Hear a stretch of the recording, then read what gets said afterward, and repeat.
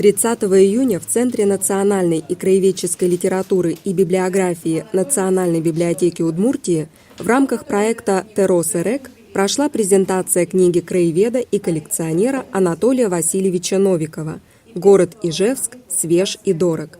На мероприятие собрались члены клуба «Край Удмуртский», краеведы, коллекционеры, издатели, представители культурной общественности, друзья и ученики Анатолия Васильевича.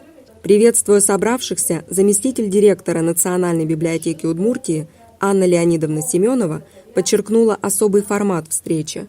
Терос Эрек, красный угол по удмуртским традициям, предназначался для главы семьи и почетных гостей.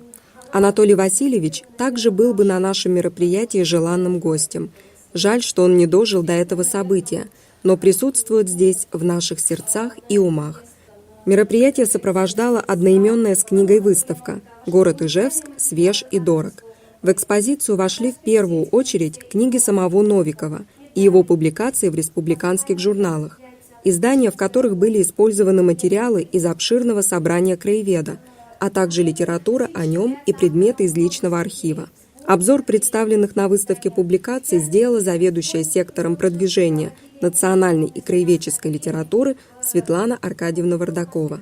О годах общения с Анатолием Васильевичем Новиковым, о том, как шла работа над книгой «Город Ижевск. Свеж и дорог», рассказала Елена Анатольевна Иванова.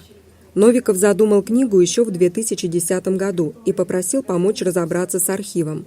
Он был прекрасным рассказчиком, пояснила Елена Анатольевна, но записывать сам не мог. Кроме того, необходимо было уточнить темы. В ходе работы многие из них пришлось исключить. Дальнейшая работа заключалась в кропотливой проверке имен, событий, дат.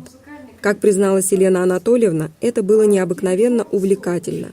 Запись и литературная обработка рассказов Анатолия Васильевича, неожиданные открытия, встречи, невероятные истории и судьбы как конкретных людей, так и предметов. О том, как изготавливался тираж книги Новикова в малоформатном подарочном издании, рассказал директор издательства «Анигма» Нигматзян Аглимуддинов.